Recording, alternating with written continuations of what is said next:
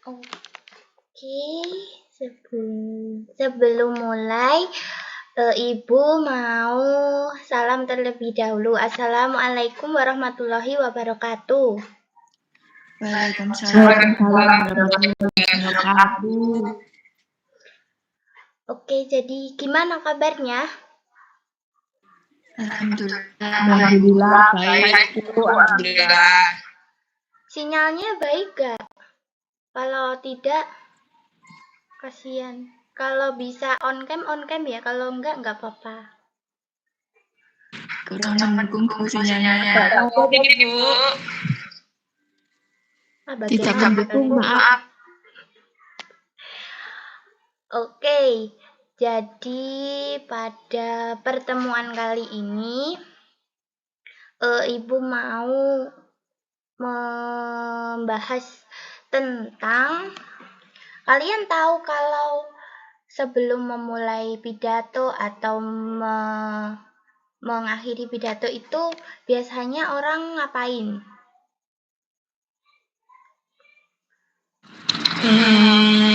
Ngapain ya, Bu? Bentar, Bu, mikirin.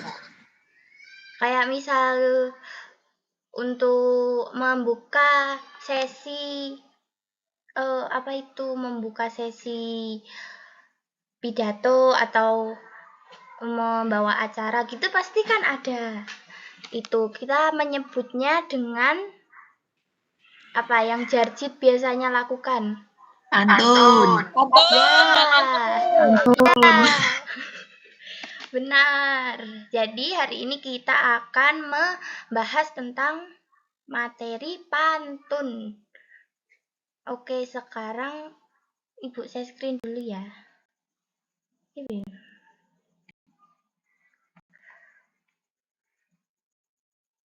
Ini masuk semua kan?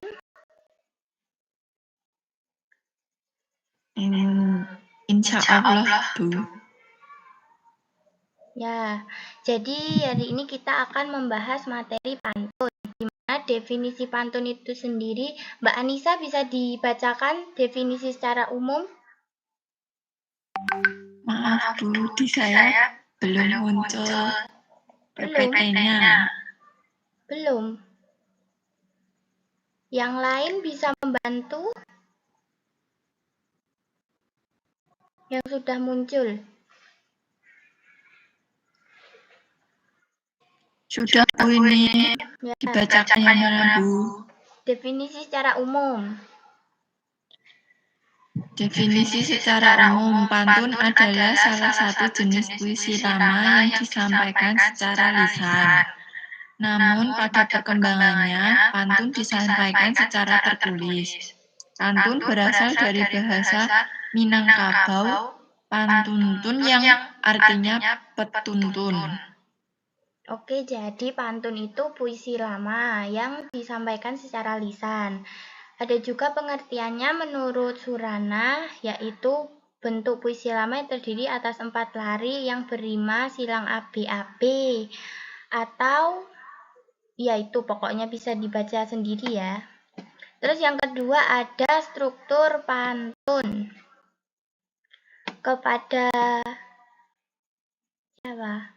Mbak Nurul tolong dibacakan, bisa?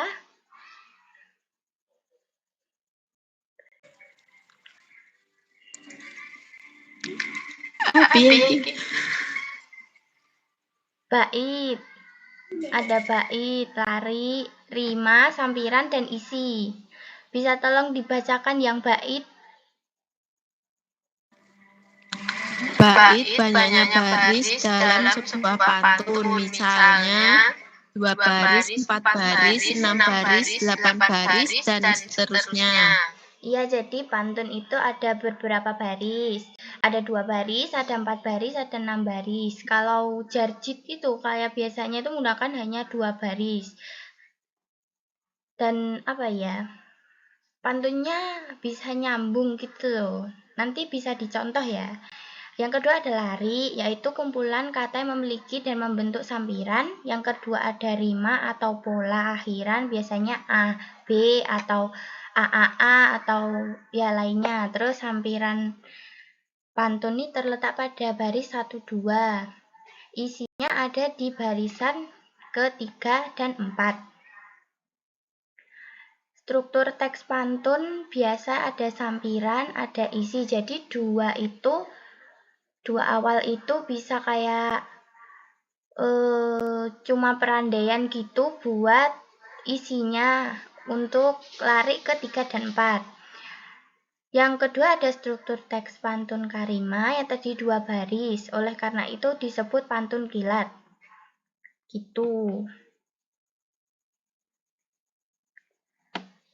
Coba Mbak Dikta dibacakan pantun biasanya.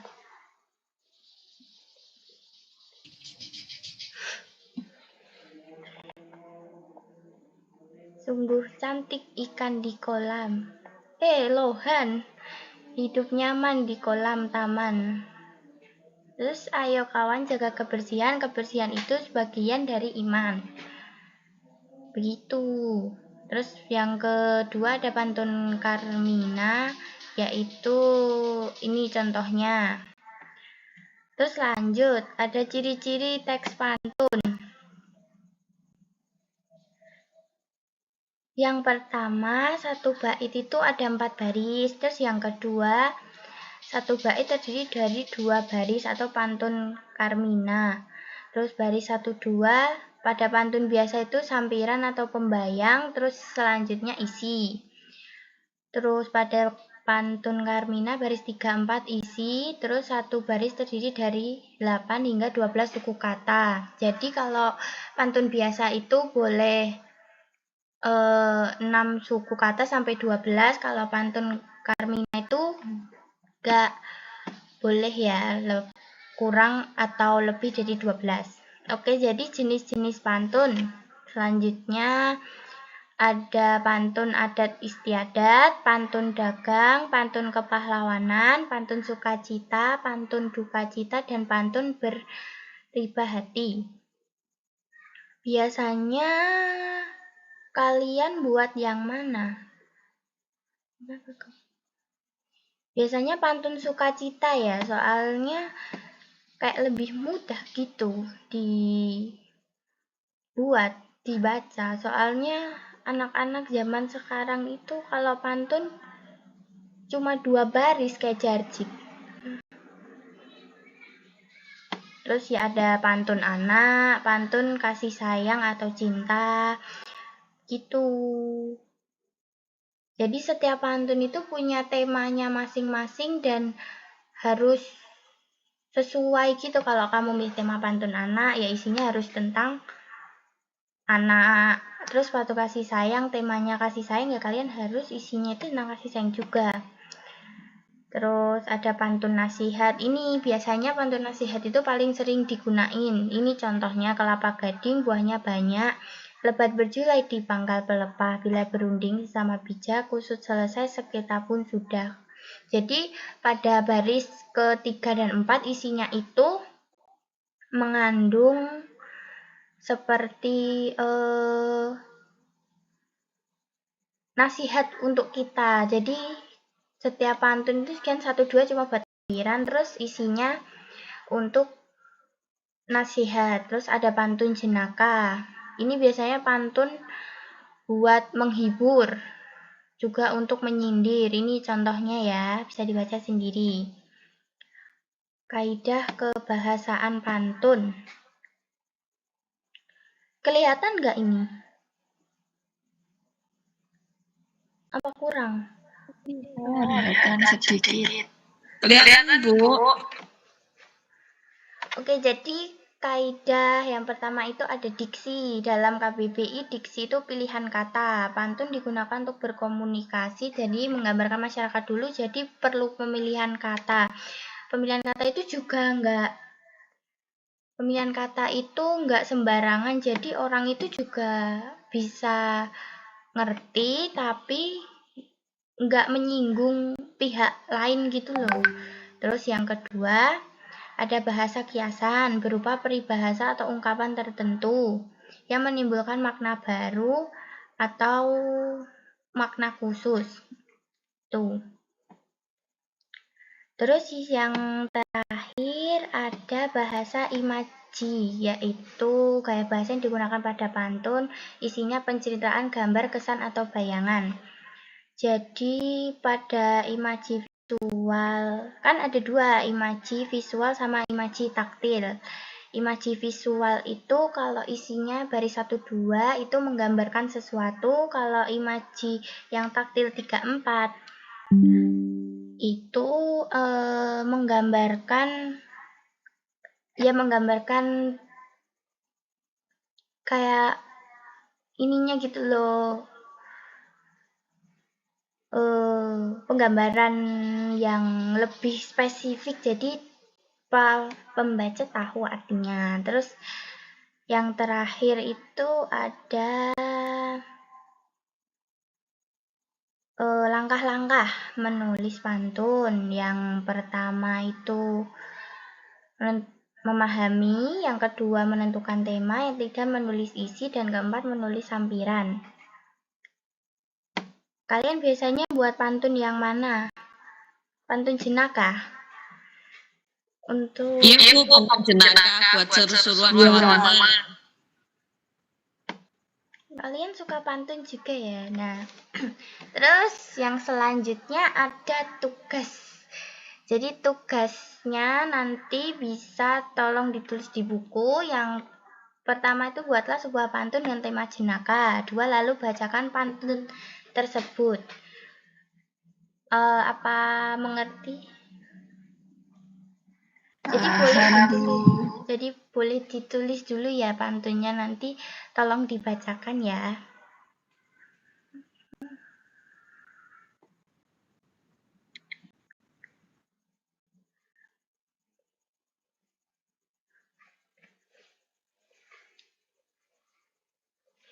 Membuat pantun tema jenaka, tapi jangan melenceng kemana-mana.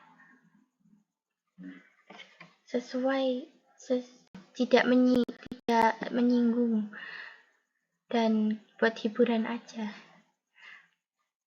Apa ada yang sudah membuat?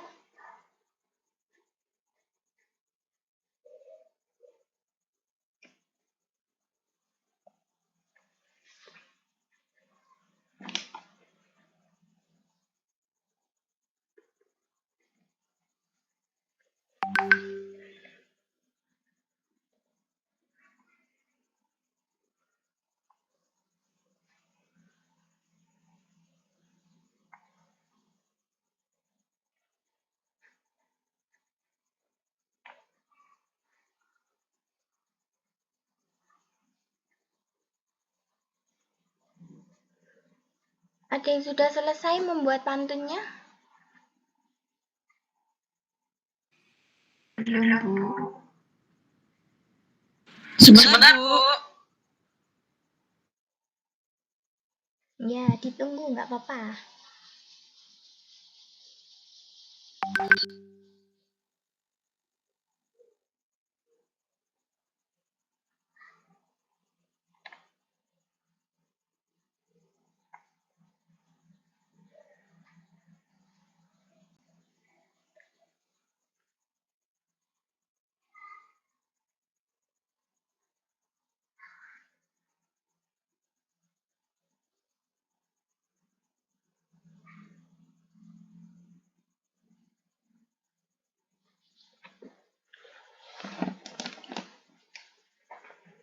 Oke, ada yang sudah? Bisa dibacakan ya, salah satu aja.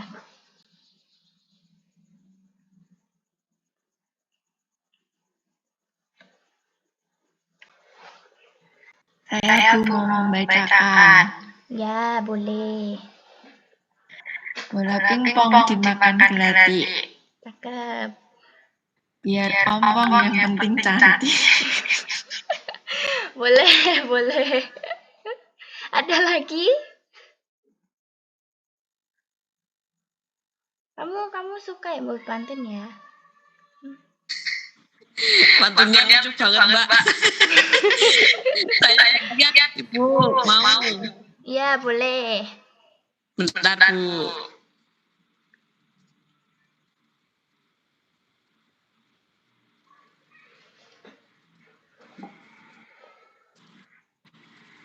Suara saya kedengeran nggak, Bu? Terdengar. Aman. Oke. Kalau ketam datang ke rawa. Cakep itu dong, Bu. Cakep. Kalau ketam datang ke rawa. Lintah turun ke dalam kali. Kalau monyet sedang tertawa, mukanya jelas lucu sekali. Wih. Suka menghibur temannya. Apa temannya mirip monyet? Iya, Bu, mirip. Jadinya bikin ketawa terus. Iya, ya sudah kalau gitu. Terima Ya, kasih, terima tepuk kasih, tangan Bu. dulu untuk semuanya. Yeay. Oke, jadi udah mengerti ya soal materi pantun. Jadi karena waktunya sudah selesai, kita sudahi dulu sampai di sini ya. Nanti jangan lupa mengerjakan tugas yang akan dikirim di grup nanti. Terima kasih. Sama-sama, Sehat selalu semuanya. Ya, Bu. Terima kasih. Wassalamualaikum warahmatullahi wabarakatuh. Waalaikumsalam warahmatullahi wabarakatuh. Wis mbok stop urung di recordmu.